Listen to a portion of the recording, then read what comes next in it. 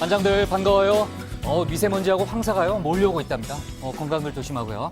11월 27일 정치부회 시작합니다. 신반장, 지금 이제 27일이잖아요. 저녁 5시인데 아직까지 아무 소식이 없는 걸 보니까요. 북미 고위급 회담은 어제 저희가 얘기했던 대로 다음 달로 자연스럽게 넘어가는 분위기네요. 일단은 좀 늦어지는 분위기고요. 그렇다고 해서 대화의 끈을 완전히 놨다라고 볼 수는 없는 게 또 김정은 위원장이 영변 핵시설 사찰을 받겠다라고 그런 얘기도 나왔죠. 했던 소식도 전해지고 있고 또 일단 한미 정상회담 가능성이 있잖아요. 그렇죠. G20 회의 현장에서 이 회담 결과도 지켜봐야 할 것 같습니다. 네, 좋습니다. 양 반장, 오늘 검찰이요 이재명 경기지사의 자택과 사무실을 압수수색했다고요? 그렇습니다. 한 달 전에 이제 경찰이 압수수색한 데에 이어서 두 번째였는데요. 일단 오늘 압수수색의 목적은 김혜경 씨, 부인 김혜경 씨의 그 휴대폰을 확보하는 거였습니다. 그런데 결과적으로 한 대도 찾지 못했다고 합니다. 그런 입술에 피가 나는 거 아니에요? 네, 아닙니다. 예. 들어가서 얘기 좀 이어갑시다. 갑시다.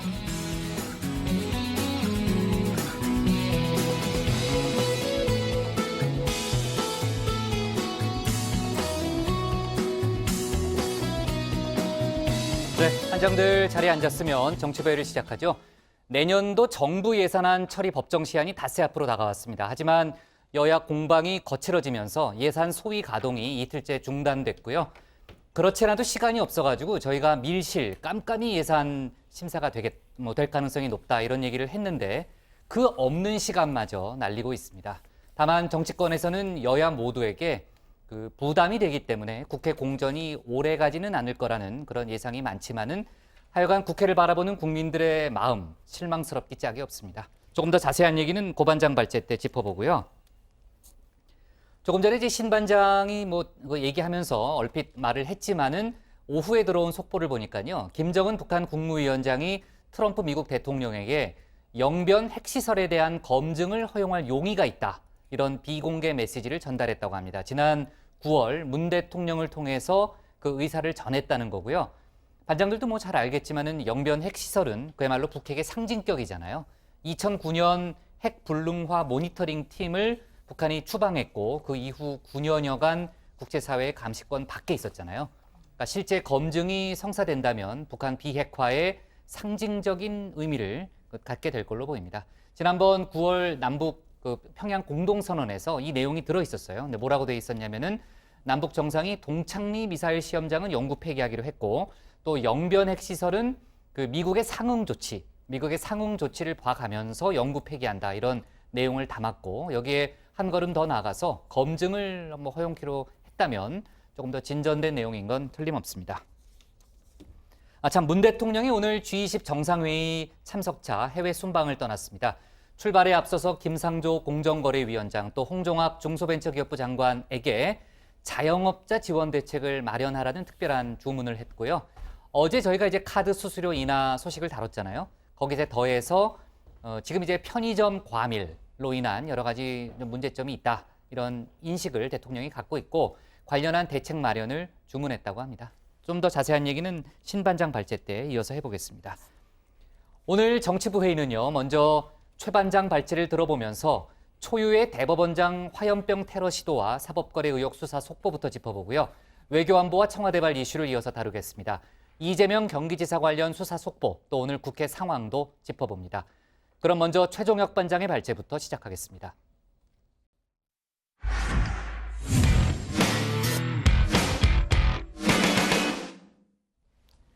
자신의 민사소송 재판 결과에 이의를 제기하면서 대법원 앞에서 1인 시위를 하던 한 남성이 김명수 대법원장이 탄 차량을 향해서 화염병을 던졌습니다.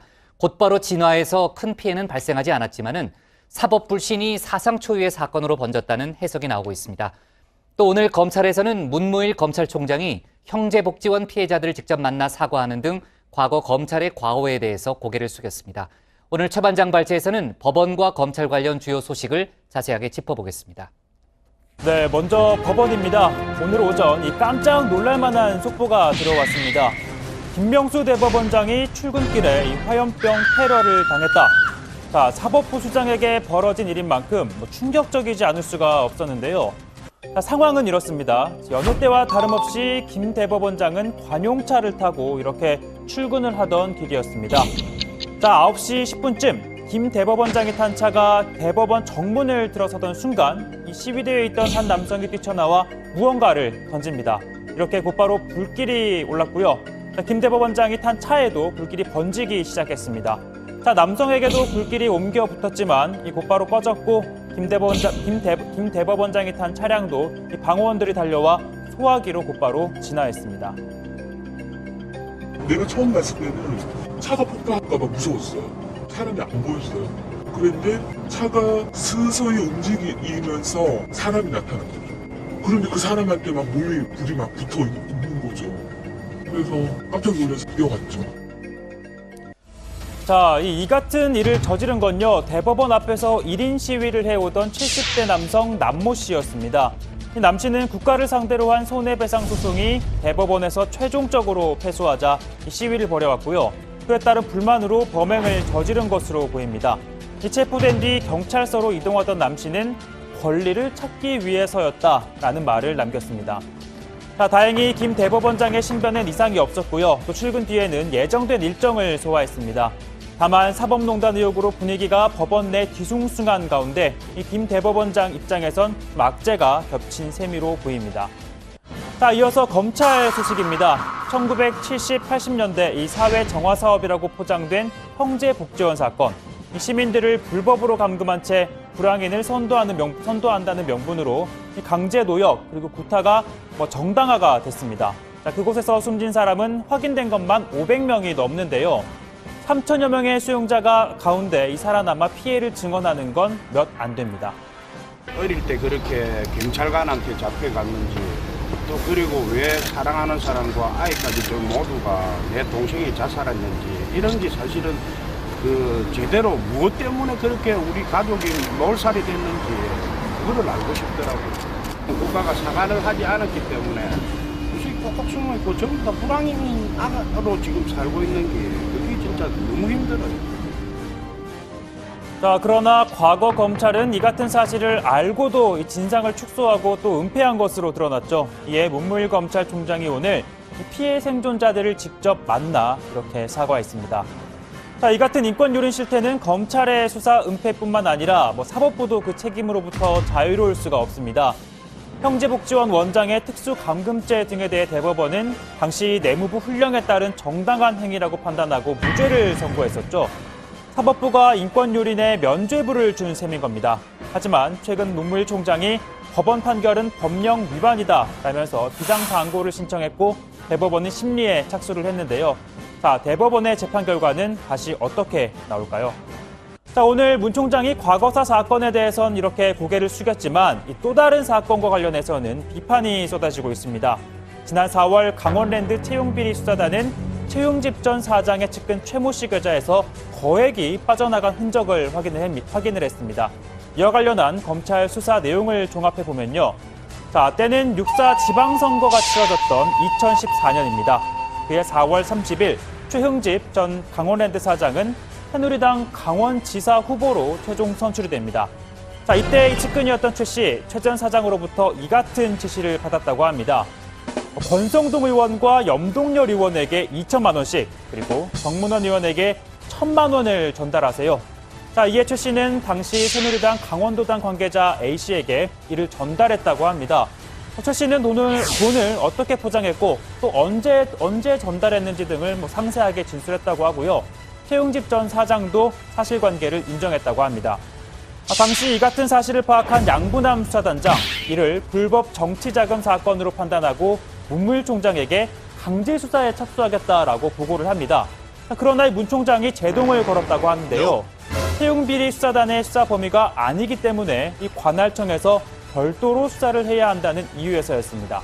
자, 대검 관계자는 특히 당시 6.13 지방선거를 앞둔 때여서 이 선거운동이 시작되기 전 정당 관계자를 수사하는 게 정치 개입이 될 수 있었다라고 했는데요. 자, 정의당은요, 문 총장의 판단을 이렇게 비판하고 있습니다. 온갖 험악한 범죄자들을 상대할 대한민국 검찰총장이 구더기가 무서워 장을 못 닦는다는 것입니다. 구더기의 위험이 대한민국 검찰을 덮고도 넘습니다. 구더기가 무서운 문무일 검찰총장은 형법을 논하기 전에 일반 시민으로 돌아가 장 담그는 법부터 배워야 할 것입니다. 자, 다만 이 A씨는요, 돈을 받거나 또 전달한 기억이 없다라고 했다고 합니다. 그리고 권성동 의원과 정문원 전 의원 등도 금시초문이다라는 입장을 밝혔습니다. 현재 이 사건은 강호랜드 수사단이 해산한 지난 7월부터 서울 남부지검에서 이첩받아 수사를 진행해 오고 있습니다. 자, 오늘 발제 이렇게 정리하겠습니다. 김명수 차량의 화염병 투척, 문무일 형제복지원 피해자의 사과입니다. 화염병이라고 해야 하나요? 어쨌든 인화물질이 든 그 페트병, 그리고 김병수 대법원장이 탄 차량을 향해서 던졌잖아요. 아까 이제 반장들도 같이 영상을 봤지만 정말 아찔한 그런 상황이잖아요. 자칫하면 큰 사고로 이어질 뻔한 그런 뭐 일종의 테러에 가까운 그런 사건이었고요. 다친 사람은 없다는 게 다행이라고 볼 수 있습니다. 지금 범행을 저지른 사람은 현장에서 곧바로 체포가 됐잖아요. 예. 어떤 상황이에요, 지금? 사실 뭐 그동안 이 재판 결과를 두고 1인 시위를 하는 사례는 정말 많았지만 이 대법원장을 상대로 직접 물리력을 행사한 건 사실상 처음입니다. 이 범행을 저지른 70대 남성은 자신이 제조한 돼지 사료에 대해서 이 국립농산물품질관리원이 친환경 인증 부적합 처분을 내려 손해를 봤다며 1억 원의 손해배상 소송을 냈다가 패소한 소송 당사자입니다. 남 씨는 관련 직원이 허위로 관련 문서를 작성했다고 주장했지만 1, 2심은 적법한 처분이었다며 패소 판결을 내렸고 대법원도 지난 16일 패소를 확정했는데 이에 불만을 품고 범행을 준비한 것으로 보입니다. 경찰에 따르면 이 가방에서는요, 인화물질이 들어있는 페트병 4개가 더 발견됐다고 합니다. 경찰은 더 구체적인 3개가 더 발견된 거 아니에요? 네. 예, 그렇죠. 3개입니다. 네, 제가 아까 네. 그렇게 들었거든요, 뉴스. 네, 그렇습니다. 네. 예, 경찰은 더 구체적인 이 범행 동기와 또 이 공범, 배후 여부 등을 조사한 후에 구속영장을 신청할 방침입니다. 그러니까 이제 고반장 설명에 따르면은 최근 논란이 되고 있는 사법농단 관련한 직접적인 사안, 사안이 그 직접적으로 연결된 건 아니고요. 양 반장, 김명수 대법원장의 입장 같은 게 나온 게 있어요? 일단 뭐 법조계 얘기부터 전해드리면 지금 진짜 충격적이다 이런 반응이 나오고 있다. 충격적이죠. 예. 네. 그러면서도 결국은 이번 사건이 이 사법부의 추락한 권위, 현재 현주소를 보여주는 단면이 아니냐 이런 우려도 나옵니다. 그러니까 최근 재판 거래 정황이 드러나면서 법원 판결에 승복을 하지 않는 이 소송 당사자들이 늘어나고 있고 또 최근 시위를 벌이는 이 관련자들이 증가하고 있는 그런 현 상황과 무관치 않다는 거죠. 자, 김 대법원장 사건 발생한 직후 곧바로 예정된 일정대로 수원지법 안산지원 방문했는데 오늘 이 사건 의식한 듯이 이 취재진 접근 자체가 상당히 어려운 데다 딱히 별다른 언급도 하지 않았습니다. 잠깐 보시죠.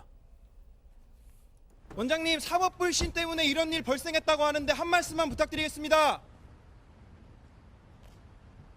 오늘 있었던 일에 대해서 한 말씀만 부탁드릴게요.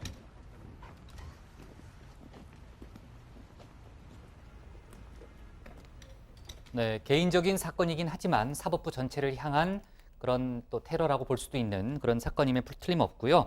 대법원은 이번 사안을 계기로 해서 대법원장에 대한 경호, 또 대법원 청사 보안을 더 강화할 그럴 계획이라고 합니다.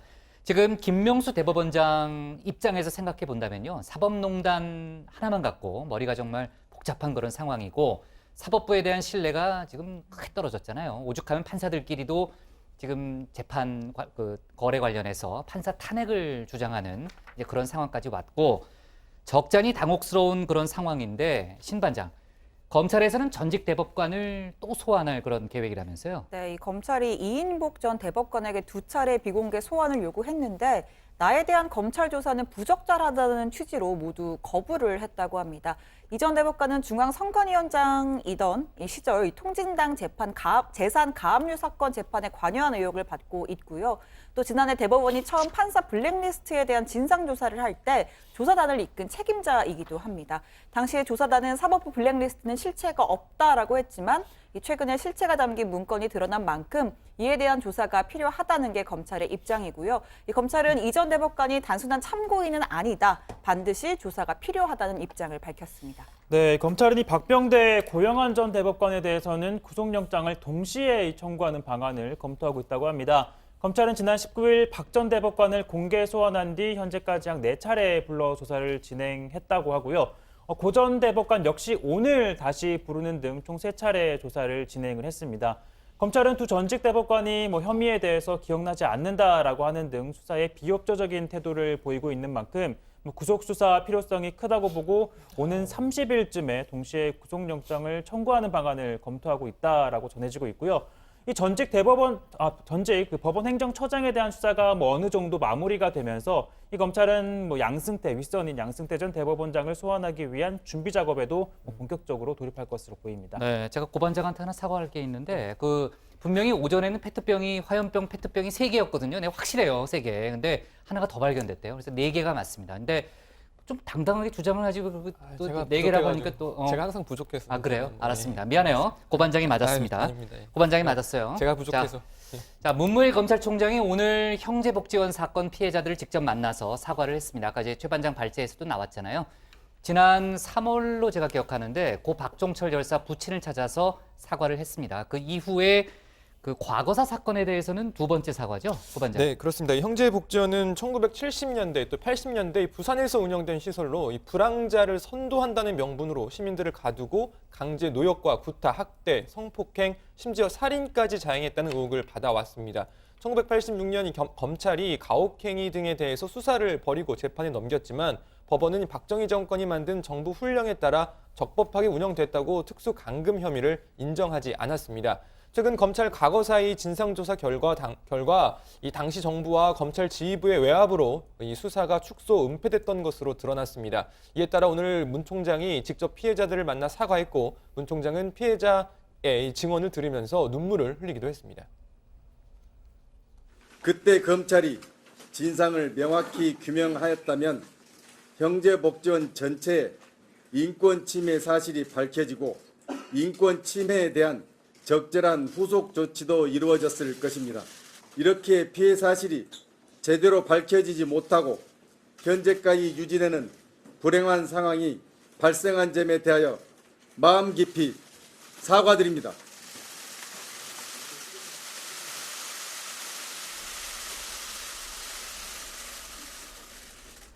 네. 인권이 유린되는 사태가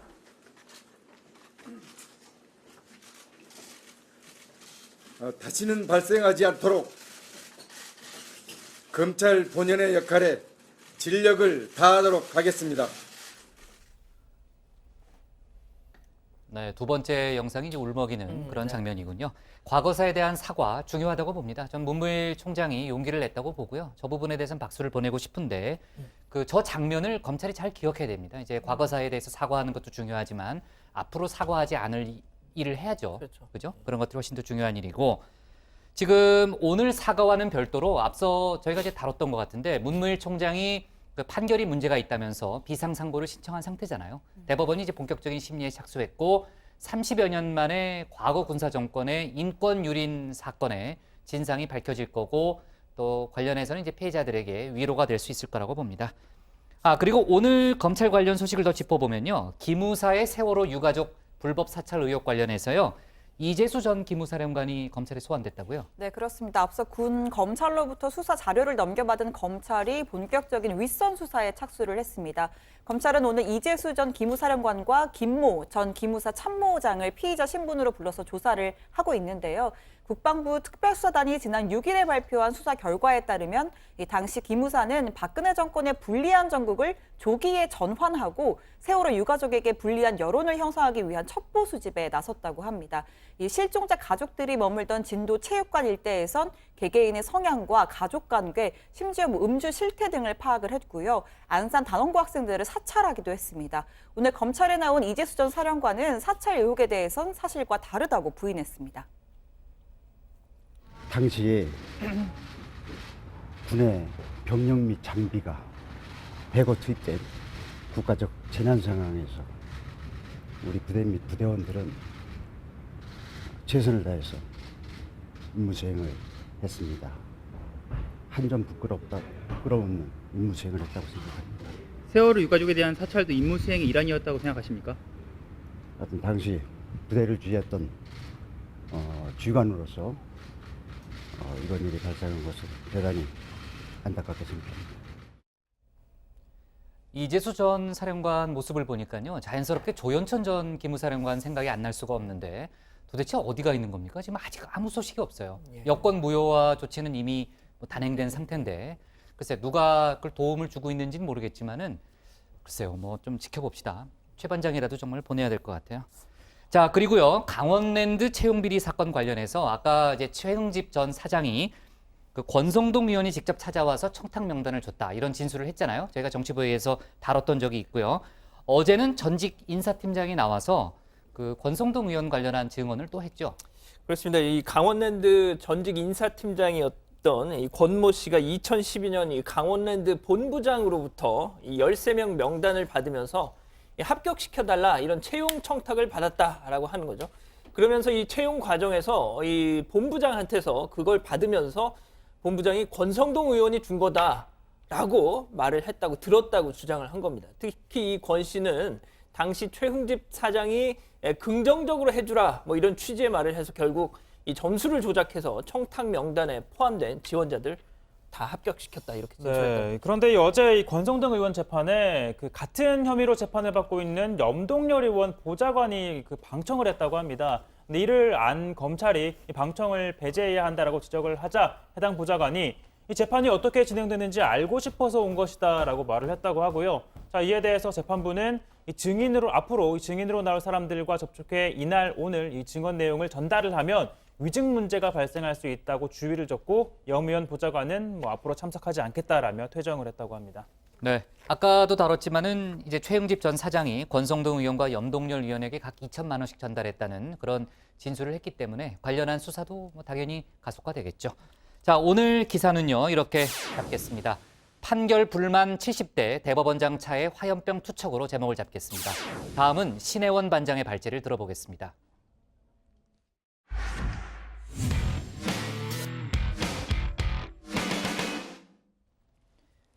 문재인 대통령이 G20 정상회의 참석을 위해서 올해 마지막 순방길에 올랐습니다. 현지에서 트럼프 미국 대통령과의 정상회담을 추진 중인데 성사된다면 다시 한번 북미 간 중재자 역할에 나설 계획입니다. 하지만 청와대 안은 다소 시끄러운데요. 국가안보실 비서관을 사칭한 이메일이 유포돼서 경찰이 수사에 착수했습니다. 오늘 신 반장 발제에서는 외교안보 소식 또 청와대발 뉴스를 함께 정리해 보겠습니다. 네, 문재인 대통령이 지구 한 바퀴 순방에 나섰습니다. 올해 G20 정상회의가 아르헨티나 부에노스아이레스에서 열리는데요. 자, 여기서 깜짝 퀴즈입니다. 자, 제가 서 있는 이 지구의 표면에서 지구 중심을 관통하는 직선을 그었을 때 지구 반대편 표면에 맞닿는 곳을 뭐라고 부를까요? 자, 1번 극대점, 2번 애교점, 3번 몽고반점, 4번 대척점입니다. 네, 수능 31번 문제에 버금가는 고난이도 문제인데요. 정답은 4번 대척점입니다. 서울에서 지구 중심으로 직선을 꽂으면 즉 대척점을 찾으면 이렇게 바다가 나오는데요. 바로 왼쪽에 붙어있는 육지가 바로 아르헨티나입니다. 그러니까 문 대통령은 딱 지구 반대편을 향해서 가는 겁니다. 거리가 워낙 멀다 보니 갈 때는 체코에, 돌아올 때는 뉴질랜드를 들립니다. 이렇게 해서 세 대륙에 걸친 지구 한 바퀴 순방이 완성됩니다. 문재인 대통령은 11월 27일부터 12월 4일까지 5박 8일의 일정으로 아르헨티나 부에노스아이레스에서 개최되는 G20 정상회의에 참석하고 그 계기에 체코와 뉴질랜드를 방문할 계획입니다. 네, 이번 순방의 키포인트, 미국 트럼프 대통령과의 6번째 정상회담이 성사되느냐입니다. 내년 초로 전망되는 2차 북미 정상회담 전에 문 대통령이 직접 나서는 막판 중재 외교인데요. 북미 고위급 회담이 사실상 다음 달로 넘어간 시점에서 진전을 이끌어낼 수 있을지 주목됩니다. 논의 결과에 따라서 청와대의 한반도 평화 시간표도 영향을 받을 거란 관측이 나옵니다. 김정은 위원장의 답방 시기가 2차 북미 정상회담 전이 좋을지 후가 좋을지 어떤 게 한반도의 평화 번영을 가져오는데 더 효과적일지 여러 생각과 판단이 필요한 시점입니다. 자, 그런데 대통령이 자리를 비운 청와대 안은 다소 시끄럽습니다. 시작은 어제 한 언론사의 보도였는데요. 한반도 및 동북아 정세 평가와 전망이라는 제목의 청와대 국가안보실 문건을 입수했다는 내용으로 한미 동맹 균열이 심각하다는 분석이 담겼다고 전했습니다. 자, 청와대는 즉각 부인했습니다. 워터마크와 출력 정보가 없는 데다 문서의 형식도 다르기 때문에 청와대에서 만든 문건이 아니라는 겁니다. 자, 그 말인 즉슨 누군가가 청와대를 사칭해서 문건을 작성했다는 의미입니다. JTBC 취재 결과 해당 문건은 지난 17일 아주대 중국정책연구소 연구원 서모 씨 명의로 보내진 이메일에 첨부된 것과 같은 제목입니다. 권희석 청와대 국가안보실 비서관의 강연 원고라고 적혀 있습니다. 하지만 연구원 이름을 사칭한 가짜 메일로 밝혀졌습니다. 이 계정을 해킹을 당해서 그 문건을 사람들한테 보냈다고 하더라고요. 연구소 김은규 소장님도 영국 출장 중 해킹을 당하셔서 소장님은 보낸 적이 없는데 소장님 이름으로. 자, 뿐만이 아닙니다. 아예 청와대 권희석 비서관의 명의로 보안 사항이 담겨 있으니 취급에 주의해달라는 메일도 도착했습니다. 이 역시 가짜였습니다. 공개적으로 스피치하는 건데 이게 민감한 사안이 포함되어 있고 공합 메일로 보낸 취급 이게 말이 안 되잖아요. 권 비서관님께 이런 메일을 보낸 적이 있냐라고 확인을 했더니 본인은 절대 그런 메일을 보내거나 하지 않는다. 자, 정리를 하면 누군가가 청와대 안보실 소속 비서관 또 외부 연구원을 사칭해서 한미 동맹 관련 허위 사실을 담은 보고서를 작성했고요. 이를 정부 자문가가 포함된 외교안보 전문가들에게 대량으로 발송했다는 겁니다. 청와대는 강경 대응 방침 시사했습니다. 역사의 전례를 찾아보기 힘든 악성이자 반국가적인 행태로 판단한다면서 끝까지 파헤쳐 책임을 묻겠다고 했습니다. 또 즉각 경찰 사이버 수사과에 수사 의뢰를 했고 문 대통령에게도 보고가 된 것으로 전해졌습니다. 자, 사실 청와대 인사를 사칭한 일이 이번이 처음은 아닙니다. 그런데 그동안과는 좀 양상이 다른데요. 과거에는 대부분 금품을 뜯어내기 위한 목적으로 사칭을 했다면 이번엔 아예 외교안보 전문가들을 대상으로 가짜뉴스, 즉 허위 사실을 유포하기 위해서 사칭을 한 겁니다. 그런 점에서 도대체 누가, 왜, 어떤 의도를 가지고 이런 일을 벌였는지가 정말 궁금합니다. 자, 참고로 오늘 임종석 비서실장 지인을 사칭해서 금품을 뜯어낸 40대 여성이 구속됐습니다. 성동 경찰서에 따르면 사기 전과자인 최모 씨는 이 구치소에서 만난 여성 A 씨에게 내가 임 실장과 친분이 있는데 3천만 원만 주면 특별 사면이 될 수 있다고 속여서 돈을 뜯어냈습니다. 임 실장 캠프에 있었다, 자녀끼리 같은 학교에 다녀서 막역한 사이다 등등 친분을 과시했지만 모두 새빨간 거짓말로 드러났습니다. 문재인 대통령은 도저히 이해하기 어려운 터무니없는 일이 벌어지고 있다며 대통령과 친인척, 청와대 인사의 이름을 대고 돈을 요구하는 사람이 있으면 무조건 사기로 생각하고 신고를 해달라고 말했습니다. 네, 오늘 발제 이렇게 정리하겠습니다. 청와대 사칭 이메일 수사 의뢰, 반국가적 행태 책임 물을 것입니다.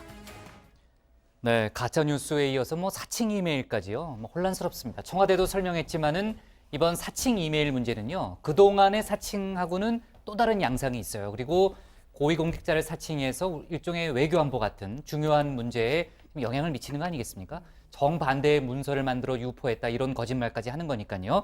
자칫하면은 외교 문제까지 야기할 수 있는 상당히 중요한 사안인데 청와대가 즉각 수사를 의뢰한 상태죠? 네, 그렇습니다. 청와대는 국가안보실 사이버정보 비서관 명의의 수사 의뢰서를 경찰청 사이버수사과에 발송했다고 밝혔습니다. 어제 한 언론을 통해 해당 보고서가 보도된 지 하루 만인데요. 청와대는 이 사안의 심각성이 크다고 보고 문서 작성자는 물론 해당 보도를 낸 언론사에게도 책임을 묻겠다는 입장을 밝혔습니다. 김의겸 대변인 설명 직접 들어보시죠.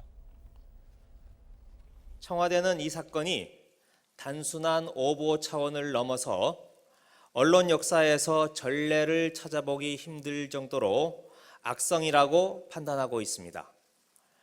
허위 조작 정보가 생산 유포된 경위가 대단히 치밀한 데다 담고 있는 내용 또한 한미 동맹을 깨뜨리고 이간질하려는 반국가적 행태입니다. 끝까지 파헤쳐서 누가 왜 이런 일을 벌였는지 밝혀내겠습니다. 최소한의 확인도 거치지 않고 보도한 언론사에도 책임을 물을 것입니다. 네, 어제 이 보도가 나온 직후에 청와대 민정수석실과 국가안보실에서 경위 파악에 나섰는데 자체 조사의 차원을 넘어서는 문제라는 판단 하에 오늘 경찰에 수사 의뢰를 하게 된 겁니다. 이 경찰이 중심이 되어 수사를 하되 청와대도 지원을 하겠다는 입장이고요. 문 대통령에게도 순방길에 오르기 전인 오늘 오전에 보고가 이루어졌다고 합니다. 어제 뉴스룸 보도를 보면요. 대학 연구소 소속 연구원 이메일은요. 아예 해킹을 당한 걸로 그렇게 알려졌고 청와대 권희석 비서관 명의로도 메일이 갔는데 이거는 단순 사칭입니까? 아니면은 해킹인가요? 그 부분까지 포함해서 경찰에서 수사를 할 예정이고요. 아, 그래요? 네, 뭐 단순히 청와대 비서관을 사칭한 것도 문제지만 만약에 계정을 해킹까지 했다라고 한다면 보안 문제로 뭐 크게 번질 수 있는 부분이기 때문에 그럼요. 네, 예. 수사 결과를 좀 지켜봐야 할 것 같습니다.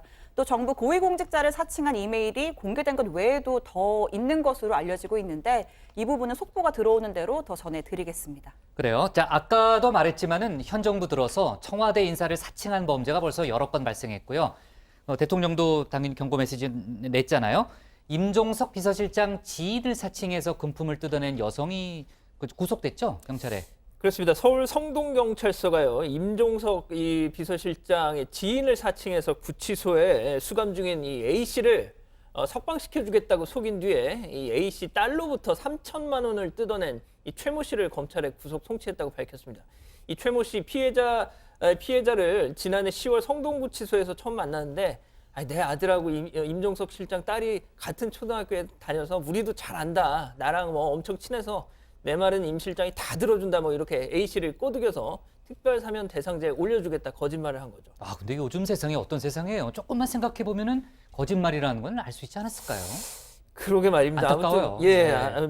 어쨌든 이 A 씨는 깜빡 속아 넘어갔고요. 이 딸을 통해서 이 최 씨한테 3천만 원을 실제로 전달했다는 겁니다. 이후 이 최모 씨가 몇 날 며칠 특별 접견이니까 연락이 올 거다. 아니다, 조금 미뤄졌다. 좀 미뤄졌다. 설맞이 특사가 될 거다. 이러면서 계속 뭐 조금만 기다려 달라 뭐 이런 식으로 사기 행각을 이어갔다는 거죠. 지금 보신 게 바로 이 피해자 A 씨의 딸과 이 최 씨가 메신저를 주고받은 내용인데 보면은 오른쪽에 이 피해자 A 씨 딸이 임종석 비서실장께 전해드릴 돈이 준비됐다 이렇게 하는 대목이 있습니다. 최 씨에게 전할 현금을 마련했다는 뜻으로 보이고요. 또 만날 약속을 잡고 이 사건 관련 정보를 주고받는 그런 내용도 저렇게 담겨 있습니다. 자, 뭐 끝내 이 경찰에 덜미를 잡힌 최 씨는요. 그래도 임 실장 얘기가 제일 잘 먹힐 것 같다면서 이 내 아들이랑 임 실장 딸이 이 초등학교를 같이 다녀 한 번은 봤다라는 식의 주장을 뭐 계속 이어갔다고 합니다. 뭐 범행을 저지른 배경으로는 생활비가 필요해서 뭐 저질렀다라고 진술을 했고요. 뭐 현재 피해자인 A 씨는 아직 구속 기간이 남아 구치소에서 지내고 있다고 합니다. 경찰은 A 씨가 이 최 씨에게 건넨 돈 3천만 원은 뭐 전 재산을 털다시피 한 것이라면서 강력한 처벌을 요청했다고 합니다. 네. 성동구치소가 아직 있나요? 그거 한번 좀 알아봅시다. 그게 동부지검이 있는 그쪽으로 옮겼죠. 네. 동부구치소 아니에요? 그래도? 동부구치소입니다. 네. 자, 주제를 좀 바꿔볼게요. 문 대통령이 순방길에 오르기 전에 몇 가지 지시사항을 내렸다고 하던데 고 반장, 그 내용을 좀 다뤄볼까요? 네, 문 대통령은 이 G20 정상이 출국에 앞서서 자영업자 지원 대책 마련을 지시했습니다. 출국 전에 김상조 공정거래위원장과 홍종학 중소벤처기업부 장관에게 전화를 걸었는데요. 먼저 이 김 위원장에게는 편의점 과밀 해소를 위한 업계의 자율협약을 공정위가 잘 뒷받침하고 그 효과를 가맹점주들이 피부로 느낄 수 있도록 해달라고 지시했습니다. 홍종학 장관에게는 자영업 성장 종합 대책을 세워달라고 하면서 구체적으로 골목상권 활성화, 자영업 매출 선순환 구조 마련, 자영업자의 안전망 강화 등의 내용이 포함되도록 지시했습니다. 김의겸 대변인은 대통령의 이번 지시는 지난 카드 수수료 부담 완화 지시와 또 대책이 나온 것과 같은 맥락에서 이루어진 것이라고 밝혔습니다. 자, 날씨 얘기 좀 해볼게요. 오늘 오후부터 중국에서 또 황사까지 밀려 들어오고 있지 않습니까? 미세먼지에 지금 황사까지 겹친 상태인데 정부 예보나 대책이 부족하다 이런 목소리가 계속 나오고 있죠. 네, 일단 뭐 오늘 아침에 출근할 때부터 딱 벌써 공기가 그래요? 평상시랑 다르다는 느껴져요? 거를 저는 느꼈거든요. 네. 워낙 예민하다 네, 보니. 네. 딱 느꼈는데 뭐 오후 들어서는 상황이 더 악화가 됐다고 합니다. 중국발 미세먼지 황사가 오후부터 본격적으로 가세를 한 상황인데 오늘 낮부터 늦은 밤까지 서울을 포함한 서쪽 지방을 중심으로 해서 황사가 계속해서 영향을 줄 가능성이 있고요. 또 북서풍이 불면서 내일 새벽까지 남부 지방에도 황사가 나타날 가능성이 있다고 합니다. 현재 인천과 충남, 전북에는 초미세먼지 주의보가 발효 중이고 제주를 제외한 전국에서 초미세먼지 농도 나쁨 단계를 보이고 있는데요. 수도권과 충청 지역은 미세먼지 농도 매우 나쁨 수준까지 올라갈 가능성도 있다고 합니다.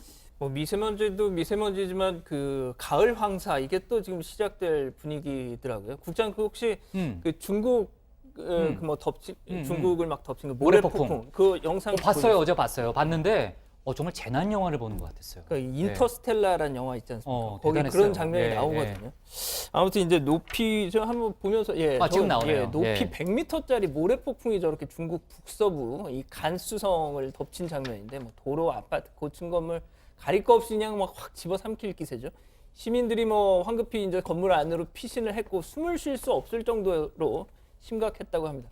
이 황사의 영향으로 중국 곳곳에 지금 공기질이 최악 수준을 보이고 있는데 어제 베이징의 초미세먼지 농도 제곱미터당 300, 저 단위가 뭐죠? 마이크로. 예, 아무튼 네. 뭐 네. 안 좋은 겁니다. 예, 최 반장한테 물어봐요. 아, 그렇습니까? 네. 아세요? 한국 마이크로그램 아닐까요? 네. 뭐라고요? 좀 알아봐요. 네, 제가 알아보겠습니다. 이따가 빨리 네. 검색해봐요. 좀. 국장 죄송합니다. 예. 빨리 검색해서 예. 알아봐요. 아무튼 그렇습니다. 근데 시야가 안 나와가지고요. 고속도로가 이제 폐쇄됐다고 하고요. 근데 문제는 이 황사가 한반도에 영향을 미친다는 거잖아요, 최 반장. 네, 그래서 이 중앙정부와 서울시 등에서는요, 뭐 미세먼지 비상 저감 조치를 시행하고 이 친환경 차량 등급제를 마련하는 등 대응에 나섰지만 사실 뭐 체감 효과는 아직 미미한 상황입니다. 지난 7월 이 미세먼지 특별법이 국회를 통과해서 내년 2월 시행을 앞두고 있긴 한데요. 사실 이 법에 따르면 고농도 미세먼지가 발생한 비상이 발생을 하면 이 차량 이부제 강제를 시행하거나 뭐 오염물질 배출 사업자 또는 공사장 조업 단축 등의 내용이 담겨 있습니다. 하지만 대부분의 조치가 이미 발생한 다음에 이 초점을 맞추고 있어서 이 사후 약방문이라는 지적이 나오는데 이 고농도 미세먼지가 예상되는 일정 기간 전부터 사실 선제적으로 대응할 수 있는 조치가 필요하다는 분석이 나옵니다. 최 반장 뭐 찾았어요? 그 단위? 제가 지금 이거 방금 얘기하느라고 못 찾았어요? 제가 신 반장 찾았는데요. 찾았어요? 뭐예요? 네, 마이크로그램이고요. 이 미세먼지 농도는 제곱미터가 아니라 세제곱미터 단위로 해서 네. 그 마이크로그램 퍼 세제곱미터 이게 정확한 네. 그 수치입니다. 네, 좋습니다. 자, 오늘 발제요. 이렇게 정리하겠습니다. 청와대 국가안보실 사칭 이메일 수사 의뢰로 정하겠습니다. 다음은 양원보 반장의 발제를 들어보겠습니다.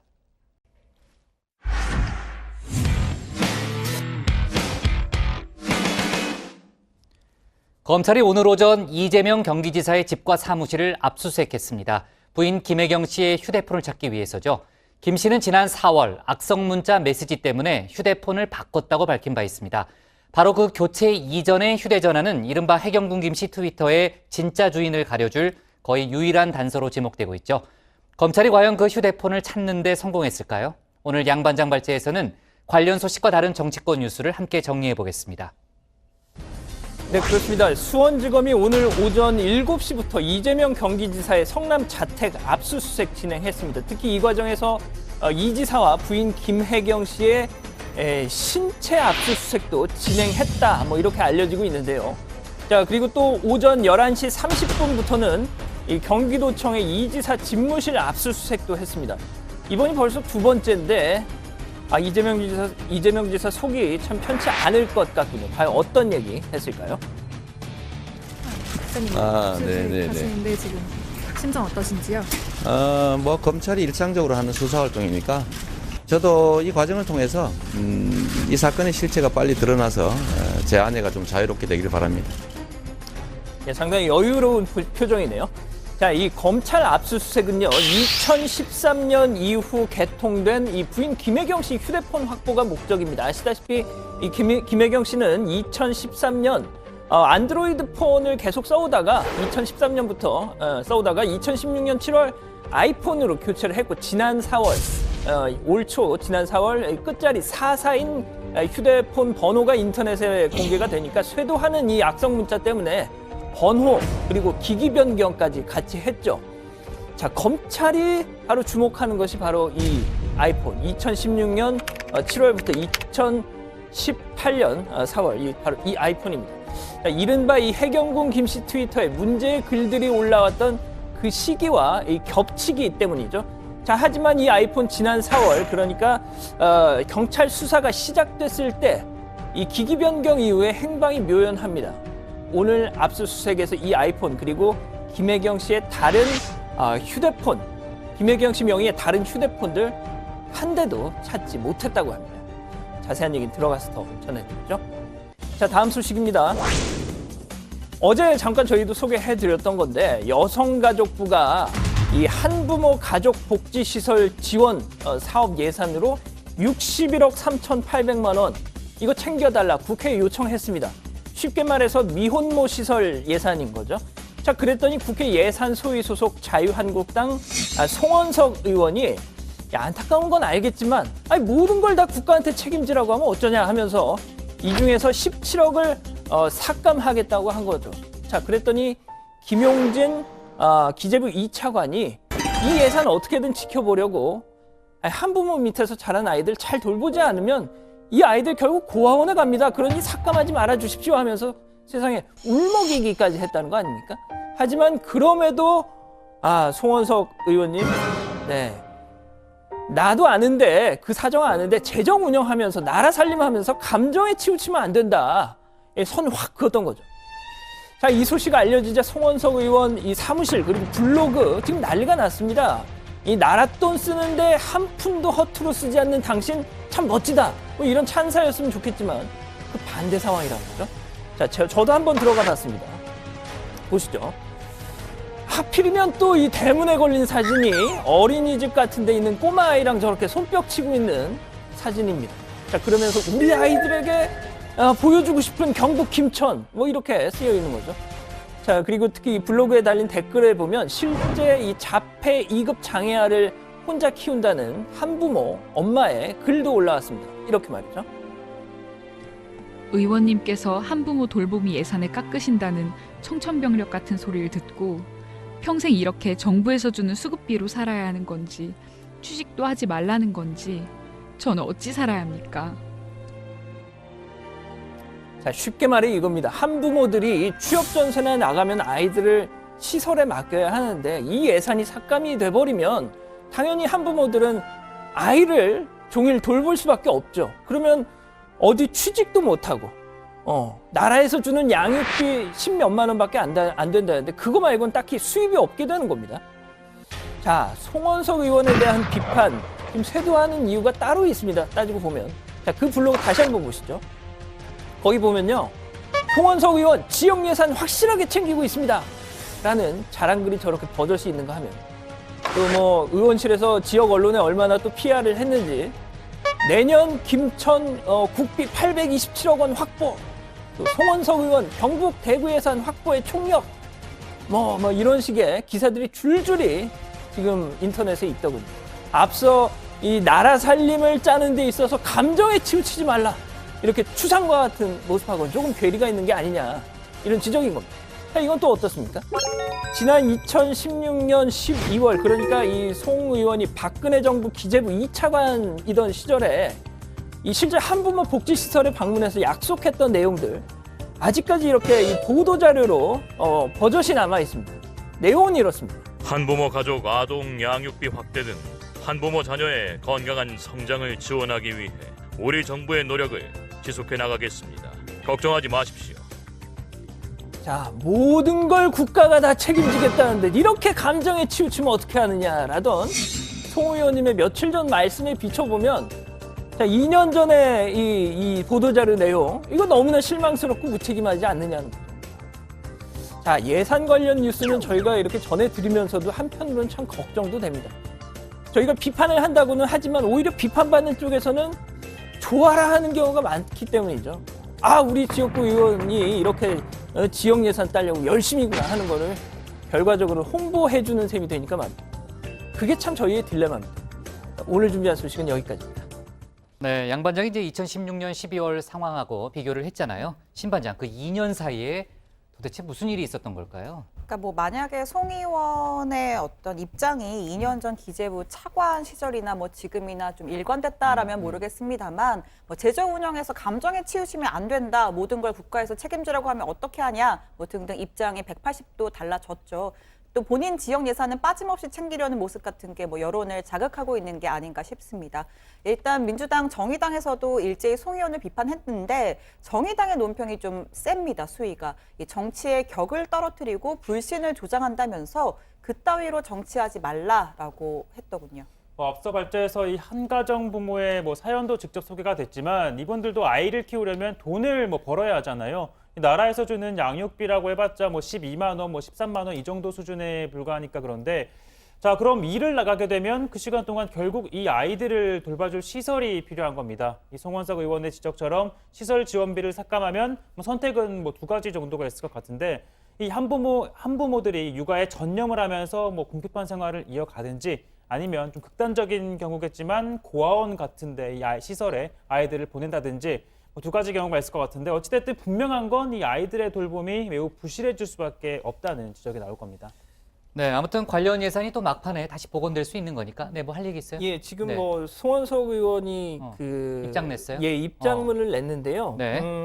한부모 가족 복지 시설 지원 사업 예산 삭감과 관련해서 네. 이 상처받은 분들께 사과드린다. 네. 면서 모든 아픔을 나라 돈으로 해결할 수 없어 국비 편성에 신중을 기하자는 취지였다. 네. 그러니까 이게 진행 상황을 좀 봐야 되겠네요. 예, 아직 그러니까 추정은 사과문은 아니니까. 아닌 것 같고요. 그냥 네. 입장문인 것 같습니다. 네, 좋습니다.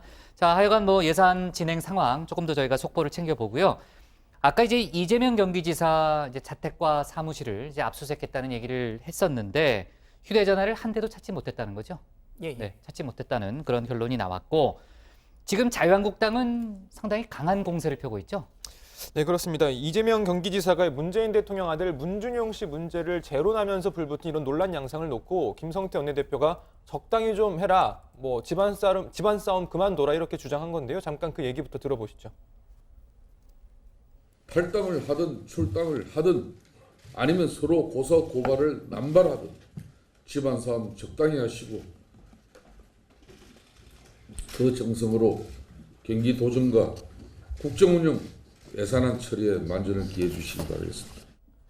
네, 일단 언뜻 걱정하는 것처럼 들리지만 한국당 내부에서는 이재명 지사 문제가 일종의 꽃놀이패라는 분석이 나옵니다. 당장 이게 한국당의 지지율 상승으로 이어지는 분위기는 아닙니다만 이 민주당의 논란 이런 상황이 길어질수록 장기적으로는 한국당에게 나쁠 게 없다고 보는 겁니다. 네, 당연히 그렇게 생각하겠죠. 자, 이재명 지사가 오늘 오후에요. 이국종 아주대 센터장을 만났다면서요, 양 반장. 그렇습니다. 이국종 센터장하고 24시간 이 닥터 헬기 도입 협약식을 가졌는데요. 잠깐 보시죠. 저 장면을 SNS로 생중계를 한 겁니다.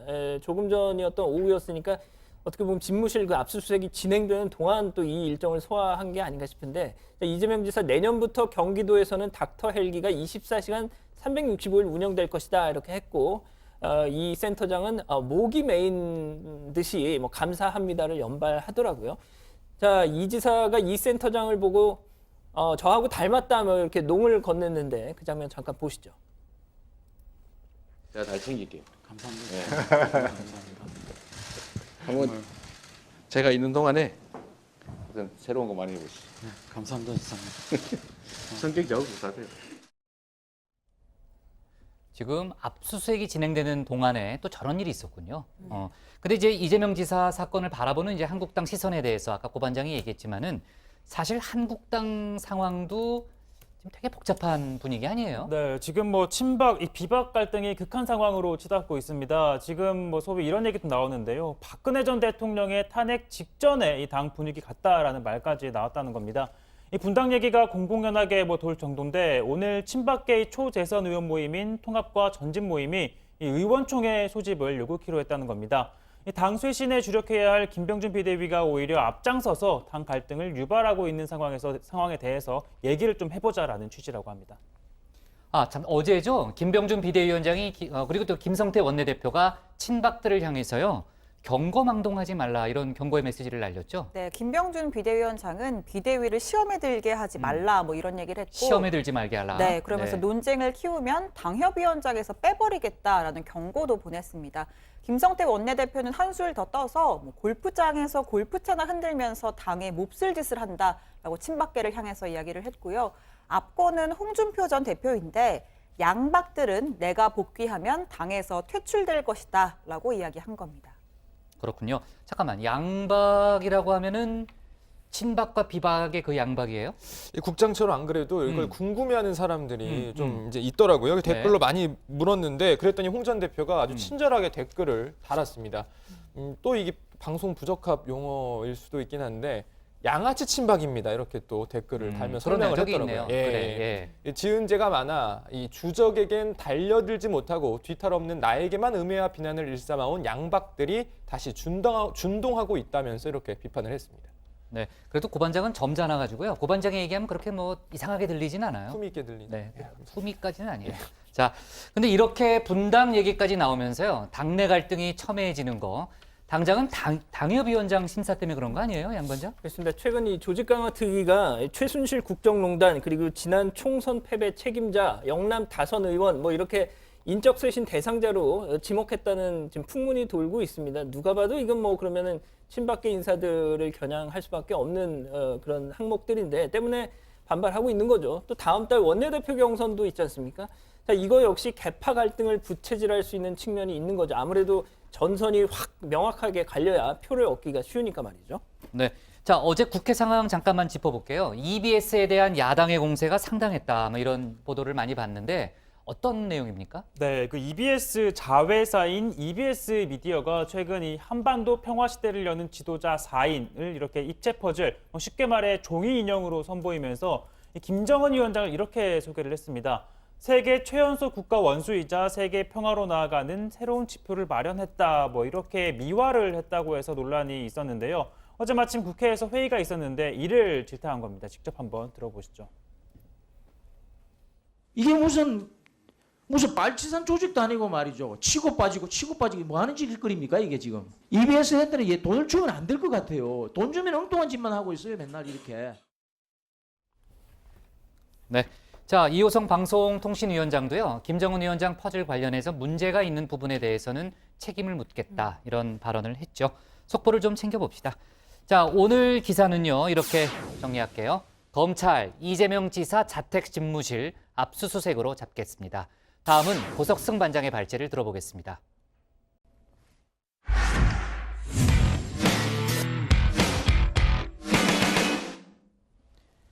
예산안 심의 종료 기한을 사흘 남겨두고 예산안 심사가 또 중단됐습니다.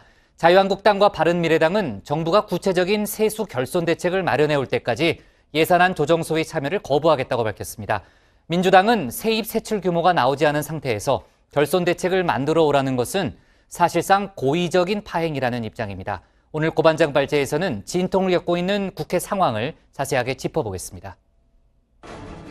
가다서다를 반복했습니다. 꽉 막혔습니다. 꽉 막혔습니다. 자, 예산안 심사 매년 비슷했지만 올해 유독 명절 차량 행렬 같습니다. 가다서다. 자, 예산안 조정 소위 시작한 지 얼마나 됐다고 또 멈췄습니다. 예산안 심의 기한은 이제 내일, 모레, 글피 사흘밖에 남지 않았습니다. 자, 자유한국당과 바른미래당은 정부가 세수 결손 4조 원에 대한 대책을 마련해 오기 전까지는 심사에 임할 수 없다는 입장입니다.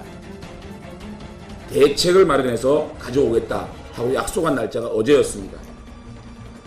위원장과 3당 간사 앞에서 약속을 했습니다. 그런데 어제 기재부 차관이 가지고 온 것은 한 줄이었습니다. 자, 그러니까 한국당 등의 주장은 유류세 인하 조치 등으로 세수 4조 원가량이 줄게 됐는데 이 부족 부분을 채울 대책을 만들어 오라는 겁니다. 하지만 민주당은 야당의 주장이 억지라고 반박하고 있습니다. 세입 조정안도 확정되지 않은 데다 감액 심사도 아직 마무리되지 않은 상황에서 야당이 고의적인 파행을 유도하고 있다는 겁니다. 세법 개정안이 논의 중에 있습니다. 어떻게 의결되는지도 다양합니다. 또한 정부 편성 예산 중에 예결위 심의 과정에서 지금 거의 대부분이 보류되어 있습니다. 정부가 현 시점에서 이런 상황에서 어떻게 정확한 세입 변동분에 대한 대책을 내놓을 수 있겠습니까? 자, 오늘 오전 여야 예결위 간사들 조정소위 재개 협의를 위해 한자리에 모였는데요. 한국당 장제원 간사 정부의 대처가 미흡하다고 항의하며 비공개 논의에 들어가기도 전에 퇴장해버렸습니다. 자, 비공개 들어갈 이유 없이 정부가 그걸 갖고 왔어요? 갖고 왔습니까? 안 갖고 왔습니까? 그것부터 얘기하세요. 대책 있어요? 없어요? 우선은 그 대책을 세우기 위해서는 자, 됐습니다.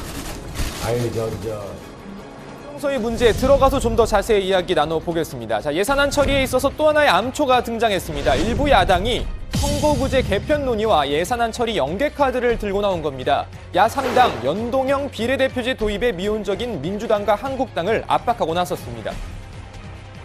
민주당에 대해서 또 자유한국당에 대해서 국민의 삶을 진정으로 개선하기를 원한다면 정치개혁의 선봉에 거대 양당이 서줄 것을 요청합니다. 선거제도 개혁은 바로 협치의 제도화입니다. 여기서부터 출발해서 촛불 시위를 촛불혁명으로 승화시켜야 합니다. 자, 그러니까 야3당의 주장은 그동안 꾸준히 연동형 비례대표제 찬성 입장을 밝혀왔던 민주당이 이제 와서 태도를 바꿨다, 뭐 이런 겁니다. 자, 민주당은요, 공식 당론을 TF팀을 꾸려 논의에 결정하겠다는 입장입니다. 또 선거제도 개편과 예산안 처리는 연계 대상이 아니라고 반박했습니다. 선거법 개정을 예산안 처리와 연계하겠다고 주장하는 것도 정말 이해할 수 없습니다. 예산을 볼모로 선거법이나 또 다른 조건을 내건다는 것은 국회를 완전히 하행으로 가기 위한 것으로밖에 해석되지 않습니다. 자, 논란이 되고 있는 이 연동형 비례대표제 한 달 전쯤이었죠. 다정에 이 시간에 소개해드린 바 있습니다. 연동형 비례대표제는 뭐냐? 서울 전체에 배정된 의석수, 자, 지역구 50석, 비례대표 50석, 모두 100석이라고 예를 들어보면요. 이걸 정당 득표율에 따라서 나눈다는 겁니다. 다시 설명드리면 부장당이 정당 득표율 60%를 얻고 또 이 회원당이 40%를 얻었다. 그런데 지역구 의원 선거에서 부장당이 20석, 회원당이 30석을 가져갔다. 자, 이렇게 되면 비례대표 의석은 그렇죠. 부장당의 40석, 회원당의 10석을 주는 겁니다. 지역구 의원과 비례대표 의원을 합한 의석수를 정당 득표율에 정확하게 맞추겠다는 겁니다. 현재 독일이 이와 비슷한 제도를 운영하고 있습니다. 자, 그러면 이번에는 연동형 비례대표제 도입을 강하게 주장하고 있는 정의당 이정미 대표 한라인 연결해서 입장 직접 들어봤습니다. 대표님 안녕하십니까? 네, 안녕하세요. 이정미입니다. 예, 바로 제가 본론 들어가서 질문을 좀 드릴게요. 지금 연동형 비례대표제를 놓고 이제 야3당이 계속 이제 말씀을 하고 계신데 왜 중요하고 왜 해야 하는지 좀 간단하게 말씀 좀 부탁드리겠습니다. 민심과 국회의 이 뜻이 동떨어져 있는 이 잘못된 구조를 바꾸기 위해서 연동형 비례대표제가 필요하다. 국민들이 투표한 만큼 그 의석수를 보장해주는 제도, 이렇게 이해를 하시면 될 것 같습니다. 국민들이 자신이 투표한 정당과 정책의 가치만큼 의석수를 보장해주는 그런 제도를 연동형 비례대표제다, 이렇게 이해하시면 될 것 같습니다. 근데 이제 민주당이 공식 입장이라고 나온 것들을 보면 아직까지 공식 당론은 없다. 이제 TF를 꾸려서 좀 당론을 논의하겠다, 이런 입장인 것 같은데요. 아닙니다. 2015년 중선관위 발표가 난 이후부터 민주당은 줄곧 연동형 비례대표제에 대해서 동의를 해오셨고요. 그리고 지난 대선과 총선의 공약에도 정당명부 비례대표제라고 이야기는 했지만 그 내용은 중앙선관위가 제시한 연동형 비례대표제에 기반하고 있습니다. 자유한국당 입장에서는 더불어민주당 지지율 떨어지기만 기다리면서 다시 양당 구도에서 기사회생할 이런 기회만을 엿보고 있는데 4개의 정당이 빨리 합의를 이뤄내고 자유한국당을 견인하는 방향으로 그렇게 끌고 가야 된다고 봅니다. 지금 예산안 연계 처리 움직임 이야기도 같이 나왔습니다. 이 부분에 대해서 정의당은 어떻게 좀 생각하고 계십니까? 사실 예산안이 내년 국가의 살림살이를 결정을 하는 것이라고 한다면 정치개혁 방안도 내년 4월 달에 선거구 획정 이전에 반드시 결정돼야 할 굉장히 시급한 내용입니다. 그런 점에서 12월 달 이 예산 처리 과정에서 선거제도 개혁도 반드시 함께 처리될 만큼 시급한 일이다. 이런 뜻으로 이해를 해주시면 될 것 같습니다. 오늘 말씀 여기까지 듣겠습니다. 감사합니다. 네. 네. 자, 민주당의 입장을 포함한 자세한 이야기는요, 들어가서 좀 더 해보겠습니다. 오늘 발제 이렇게 정리합니다. 예산안 심사 종료 코앞인데 조정소위 또 파행. 정의당 이정미 대표의 얘기를 들어봤거든요. 민주당이 말을 바꾸고 있다, 뭐 이런 주장을 하는데 민주당은 어떤 입장이에요, 양반장? 일단 공식적으로 민주당은 이 TF팀을 꾸려서요, 비례성 강화라는 이 큰 틀 안에서 선거제도 개편 관련 당론 정하겠다. 연말 전까지 내놓겠다, 뭐 이런 입장입니다. 그리고 이 야당 일각에서 주장하고 있는 선거 공약, 지킬 거냐 말 거냐. 이거는 뭐 저희가 한번 공약집을 살펴봤는데 2012년 대선 공약집부터 한번 보시죠. 자, 권역별 정당 명부식 비례대표제를 도입하고 지역구와 비례대표 국회의원 의석 배분을 2대1로 조정하겠습니다라고 되어 있습니다. 그리고 이게 2017년 지난 대선 공약집입니다. 지금 보시는 거예요. 자, 여기에도 권역별 정당 명부식 비례대표제 도입하겠습니다라고 이렇게 나와 있습니다. 그러니까 이 공약집 내용만 보면요. 이 당이 공약한 것은 권역별 정당 명부식 비례대표제라는 이해찬 민주당 대표의 말이 틀린 건 아닙니다. 다만 이 야당의 주장은 이 권역별 정당 명부식 비례대표제와 이 연동형 비례대표제가 사실상 뭐 별도의 개념이 아닌데다가 그동안 정부 여당 주요 인사들이 연동형 비례대표제에 대해 우호적인 발언을 해왔다가 아니 이제 와서 권역별 정당 명부식 비례대표제와 연동형 비례대표제를 딱 잘라서 나눠버리는 건 뭐 이해할 수가 없다라는 겁니다. 뭐 어쨌든 민주당은 연내 최종 입장을 정해서 야당과 협의를 해 나가겠다는 입장입니다.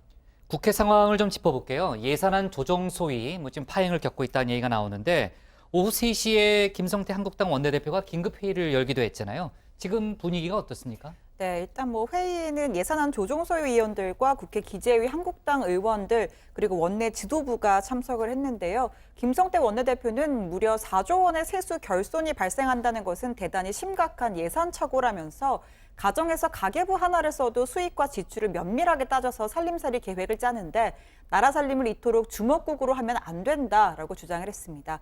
그러면서 가져오겠다는 대책은 가져오지 않고 왜 파행이냐고 볼멘 소리를 하는 것은 온당치 않다면서 정부 여당을 비판했고요.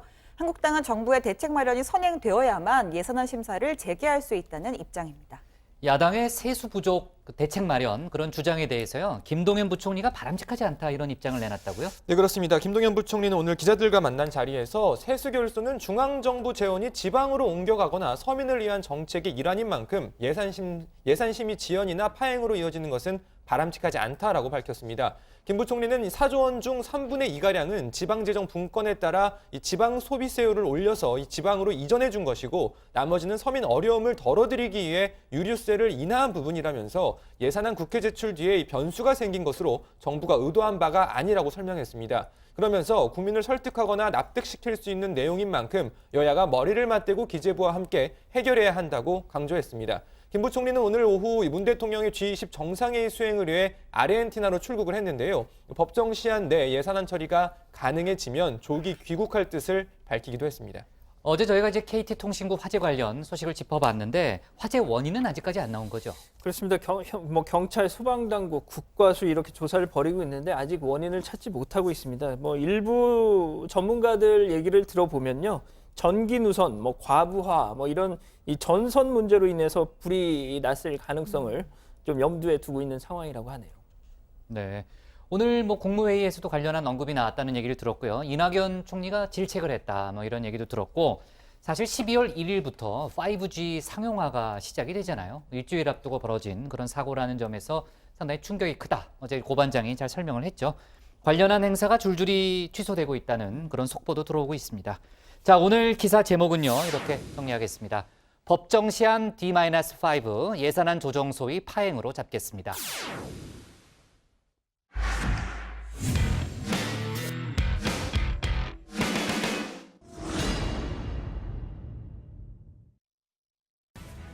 안녕하세요. 톡송원 정치의 강정입니다.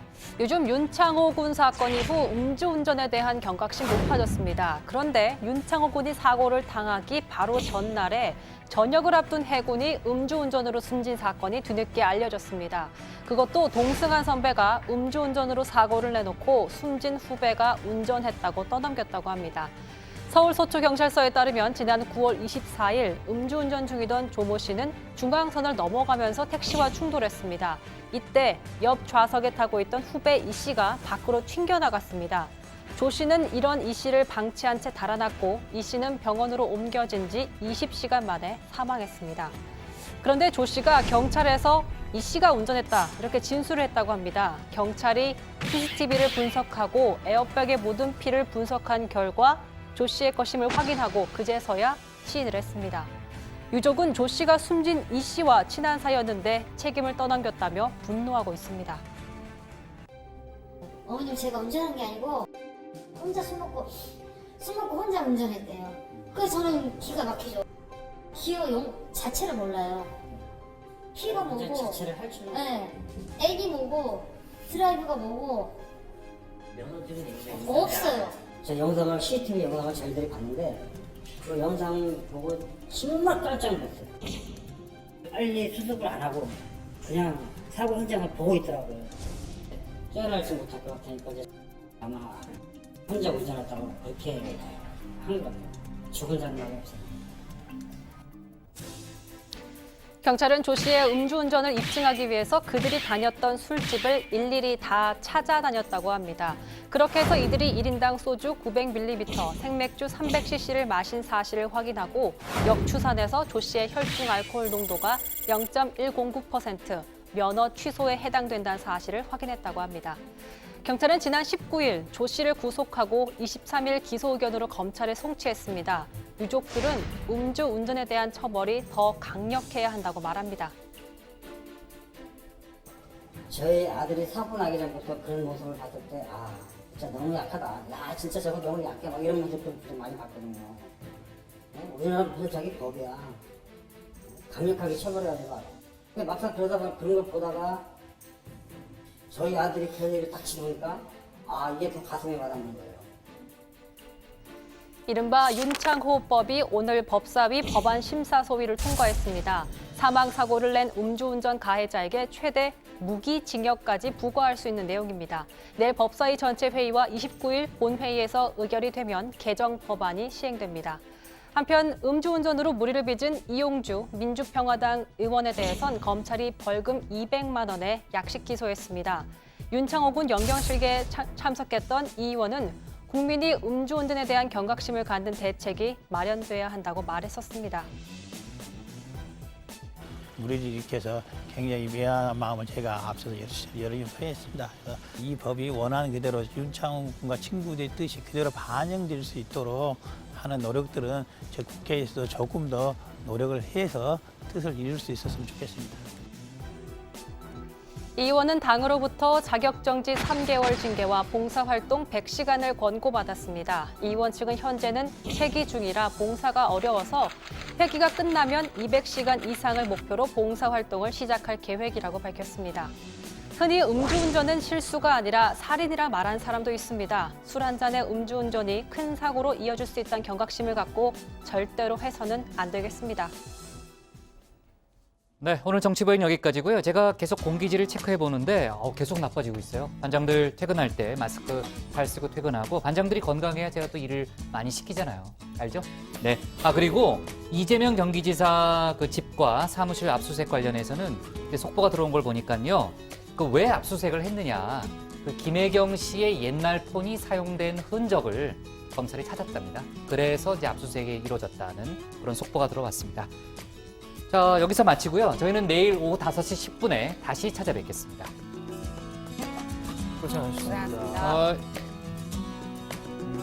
왜 어색해? 왜 양반장은 손을 안 들어?